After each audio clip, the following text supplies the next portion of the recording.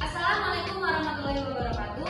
Kami mahasiswa Politeknik Negeri Sriwijaya dari jurusan Teknik Sipil, mata kuliah Laboratorium Uji Tanah 1. Perkenalkan, nama saya Wulan Suci Maulidi Astiana. Saya Muhammad Haikal Rabin. Saya Muhammad Naim. Saya Anindita Kairan Nadia 2. Saya Mutia Masra Rahman. Saya Setiana. Saya Zahra Mandani. Saya Ibrahim Husain. Saya Ustaz Rafli. Pada kesempatan kali ini kami akan menjelaskan bagaimana prosedur dan perhitungan-perhitungan yang dilakukan dalam praktik laboratorium uji tanah 1.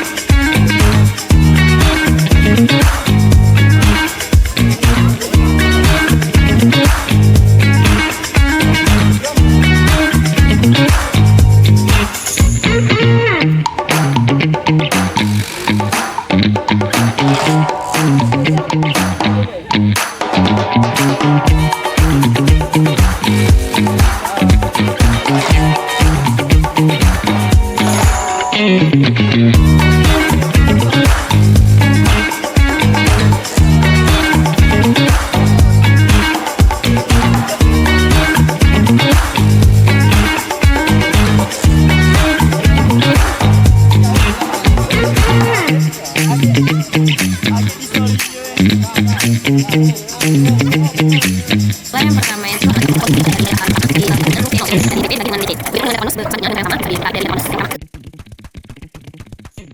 pada tablik itu dilakukan dari anak yang buat penggunaan pertama lalu kami dengan cek saya dari konsep di setelahnya kalau fisya itu caranya adalah pada anak yang kedua di penggunaan pertama lalu kami dengan cebok kalau fisya besar dengan cara sama itu bisa menggunakan pada cara punya dari anak bulan pertama dengan menggunakan anak dan yang kedua pada otomatis itu menggunakan dari nol di waktu fisya pertama yaitu 25.000 sampai itu dari 30.000 tambah dengan waktu fisya kedua lalu lanjut untuk cara berlaku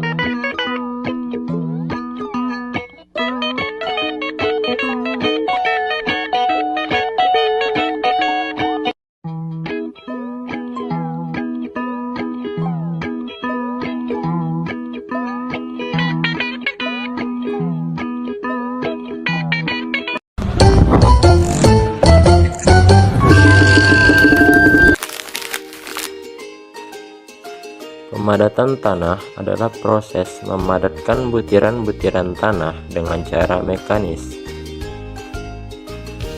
Tujuan dilakukannya praktikum pemadatan tanah adalah untuk menentukan dan memahami sifat-sifat tanah. Alat-alat yang digunakan dalam praktikum pemadatan tanah adalah cetakan, alat penumbuk, alat pengeluar benda uji, timbangan, oven pengering, pisau perata, saringan, dan cawan. Sebelum melakukan proses pemadatan tanah, kita terlebih dahulu menyiapkan sampel tanah. Siapkan sampel tanah yang telah kering sempurna dan ayak menggunakan ayakan berdiameter 4,75 mm.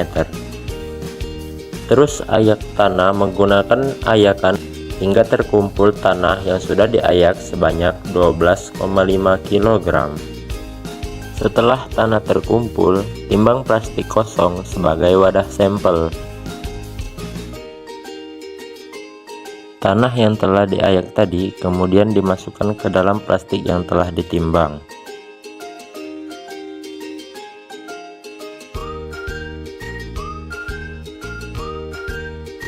Buatlah 5 sampel pengujian tanah yang dimasukkan ke dalam plastik tadi dengan berat timbangan masing-masing 2,5 kg.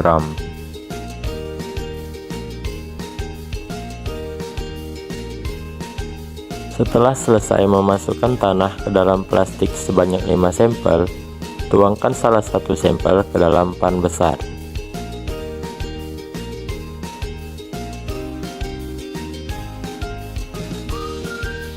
Lalu isi piknoplastik dengan air sebanyak 200 ml. Kenaikan kadar air tiap sampel yakni 75 ml. Jadi ketika kita sampai di sampel kelima, kadar air yang kita butuhkan adalah 500 ml. Kemudian air yang kita isi tadi kita tuangkan ke dalam sampel tanah yang ada di dalam pan. Setelah air dituangkan, hamas tanah menggunakan tangan hingga air tercampur merata di sampel tanah. Tujuan dari menghamas tanah adalah agar kadar air di dalam tanah itu optimum.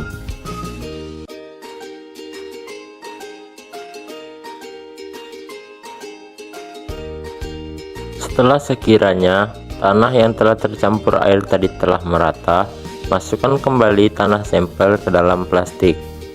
Lalu ikat plastik yang telah dimasukkan tanah tadi dalam keadaan kedap udara. Tunggu hingga beberapa jam supaya air yang telah kita campurkan tadi telah optimum di dalam tanah. Siapkan cetakan dan timbang berat kosong cetakan. Ukur diameter dan ketinggian cetakan menggunakan mistar atau meteran.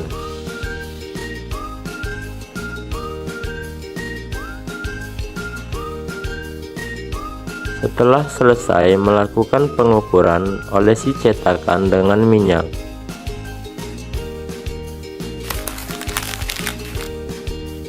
Tuangkan sampel uji yang telah didiamkan dalam keadaan kedap udara dengan kadar air di dalam tanah yang sudah optimum ke dalam pan. Kemudian pasang alas cetakan tepat di tengah alat penumbuk dengan teliti. Setelah alas telah terpasang sempurna, pasang cetakan beserta leher tepat di atas alas, lalu kencangkan bautnya. Tuangkan sampel yang ada di pan hingga sepertiga cetakan.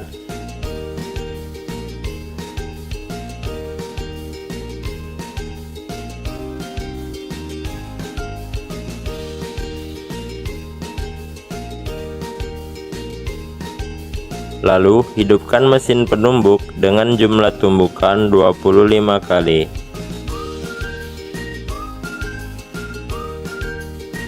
Setelah itu, lanjut tuangkan lagi 2/3 dan 3/3 sampel ke cetakan hingga penuh.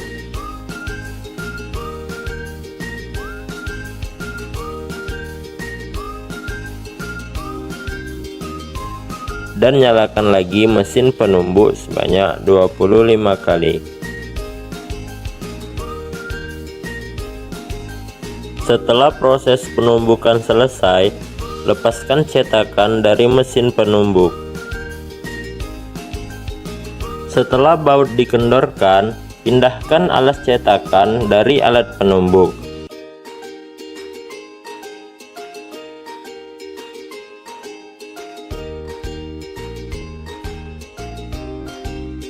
Dan lepaskan badan cetakan dari leher cetakan. Kemudian ratakan dengan menggunakan pisau perata.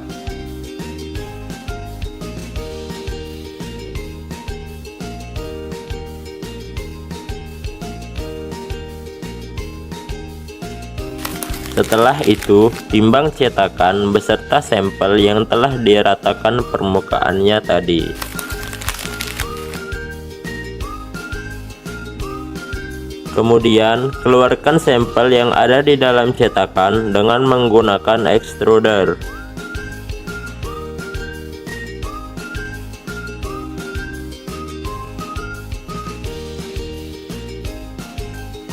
Lalu, gemburkan kembali tanah yang menggumpal.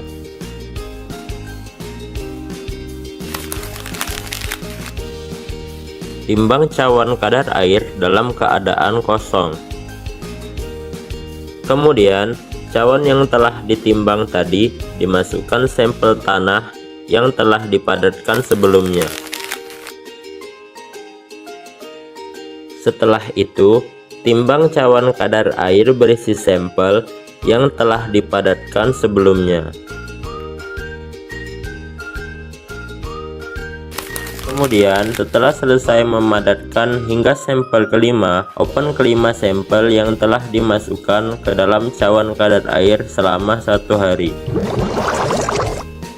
Keesokan harinya, keluarkan kelima sampel dari oven, lalu dinginkan. Setelah itu, timbang untuk mendapatkan hasil tanah kering oven.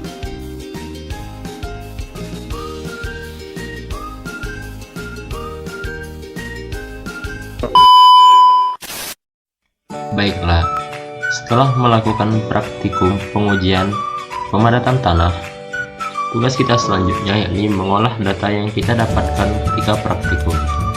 Yang mana data pertama kali yang kita dapatkan ketika praktikum yakni diameter dan tinggi mold atau cetakan. Diameter yang kita dapatkan yakni 10,1 cm, sedangkan tinggi cetakan 11,5 cm. Setelah itu, karena kita telah menemukan diameter dan tinggi cetakan ketika praktikum, kita akan mencari volume cetakan atau mold. Mana volume cetakan atau mold kita akan cari menggunakan rumus sebagai berikut.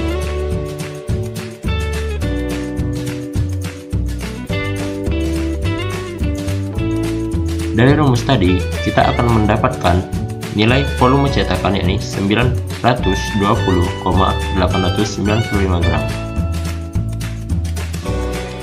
Setelah mendapatkan data diameter, tinggi, dan volume mold atau cetakan, selanjutnya sesuai dengan urutan praktikum yang kita lakukan, kita juga mengetahui penambahan air yang kita lakukan, yakni 75 ml air setiap sampel, yang mana sampel pertama kita beri 200 ml air, sedangkan sampel kedua 275, sampel ketiga 350, sampel keempat 425, dan sampel kelima 500.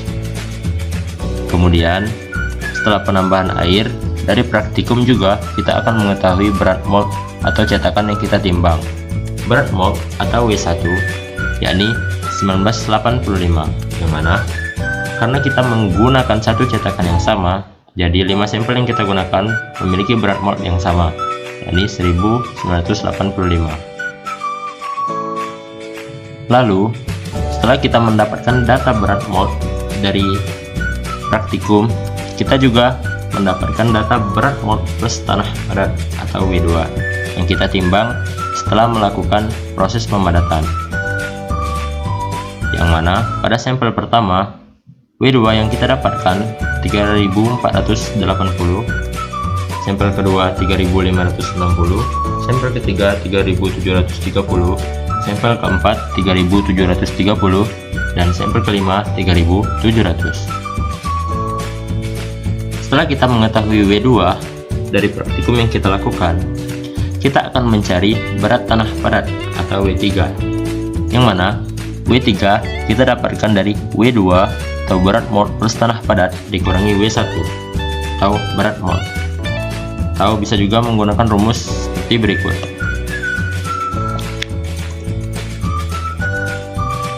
Dari rumus yang telah kita buat di Excel tadi, kita akan mendapatkan data berat tanah padat pada sampel pertama yakni 1495, sampel kedua 1575, sampel ketiga 1745, sampel keempat 1745, dan sampel kelima 1715. Setelah mendapatkan berat tanah padat, kita akan mencari berat isi basah, yang mana rumus berat isi basah yakni W2 dikurang W1 dibagi volume, atau bisa kita artikan W3 dibagi volume, dimana di Excel kita akan menggunakan rumus sebagai berikut.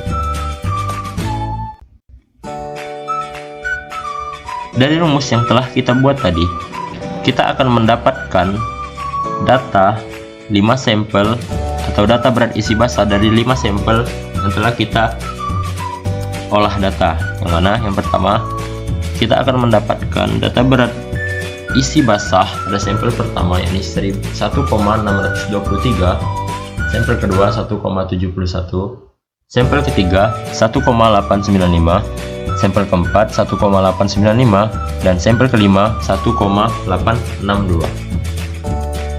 Setelah mendapatkan data berat isi basah, kita akan mencari berat isi kering dengan rumus sebagai berikut. Akan tetapi, karena di rumus tercantum bahwa ketika ingin mencari berat isi kering, terlebih dahulu kita harus mengetahui kadar air atau W. Maka dari itu, kita akan lanjutkan olah data ke tahap selanjutnya.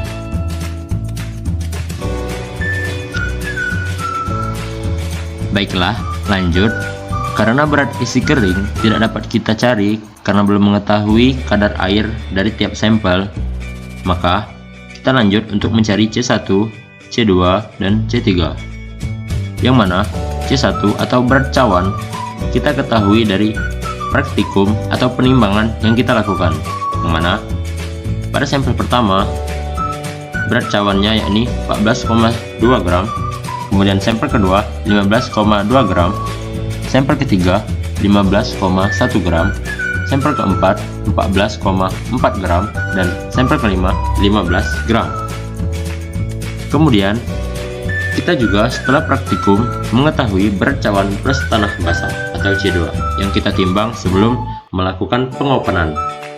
Yang mana pada sampel pertama kita mendapatkan berat C2 yakni 97,5 gram, kemudian sampel kedua 90 gram, sampel ketiga 90,7 gram, sampel keempat 95,9 gram, dan sampel kelima 105,4 gram. Setelah itu, ketika praktikum juga kita mengetahui berat cawan plus tanah kering atau C3, yang mana ini kita ketahui ketika penimbangan selesai pengoperan. Yang mana pada sampel pertama berat C3 82,9 gram, dan sampel kedua 74,8 gram, sampel ketiga 73,2 gram, sampel keempat 76,4 gram, dan sampel kelima 82,3 gram. Karena kita telah mengetahui beberapa data yang kita dapatkan ketika praktikum, selanjutnya kita akan mencari berat air, yang mana berat air adalah berat cawan plus tanah basah yang dikurangi dengan berat cawan plus tanah kering, atau C2 dikurang dengan C3. Kalau di Excel kita dapat memasukkan rumus sebagai berikut. Dari rumus Excel yang telah kita buat tadi, kita akan mendapatkan berat air dari masing-masing sampel, yang mana pada sampel pertama kita mendapatkan berat 14,6 gram, kemudian sampel kedua 15,2 gram, sampel ketiga 17,5 gram, sampel keempat 19,5 gram, dan sampel kelima 23,1 gram. Lalu setelah mengetahui berat air, kita akan mencari berat tanah kering, di mana berat tanah kering didapatkan dari berat cawan plus tanah kering yang dikurangi dengan berat cawan, atau C3 dikurang C1. Kita akan masukkan rumus di Excel sebagai berikut. Dari rumus yang kita masukkan tadi, kita akan mengetahui berat tanah kering pada sampel pertama yakni 68,7 gram, dan pada sampel kedua 59,6 gram, sampel ketiga 58,1 gram, sampel keempat 62 gram, dan sampel kelima 67,3 gram. Karena kita telah mengetahui beberapa olah data dan juga data-data yang harus dicari menggunakan Excel, selanjutnya yang perlu kita cari yakni kadar air. Kadar air perlu kita cari karena kita tidak akan mengetahui berat isi kering tanpa mengetahui kadar air. Mencari kadar air dapat menggunakan rumus yang saya buat ini, yakni W sama dengan C2 dikurang C3 dibagi dengan C3 dikurang C1 dikali 100%, atau bisa kita artikan kadar air sama dengan berat air dibagi dengan berat tanah kering dikalikan 100. Jika kita masukkan ke Excel, kita akan menggunakan rumus sebagai berikut. Dari rumus tadi, kita dapat mengetahui berat kadar air pada sampel pertama yakni 21,25, kemudian pada sampel kedua 25,5, sampel ketiga 30,12, sampel keempat 31,45, dan sampel kelima 34,32. Karena kita telah mengetahui kadar air, kita dapat mengerjakan berat isi kering atau mengetahui berat isi kering dari tiap-tiap sampel, yang mana berat isi kering kita hitung dengan menggunakan rumus berikut. Atau di Excel dapat menggunakan rumus berikut. Dari rumus yang telah kita masukkan tadi, kita dapat mengetahui bahwa berat isi kering pada sampel pertama yakni 1,339, dan sampel kedua 1,363, sampel ketiga 1,456, sampel keempat 1,442, dan sampel kelima 1,386. Karena olah data dan data-data yang diperlukan telah kita selesaikan, selanjutnya kita akan masuk ke pembuatan grafik.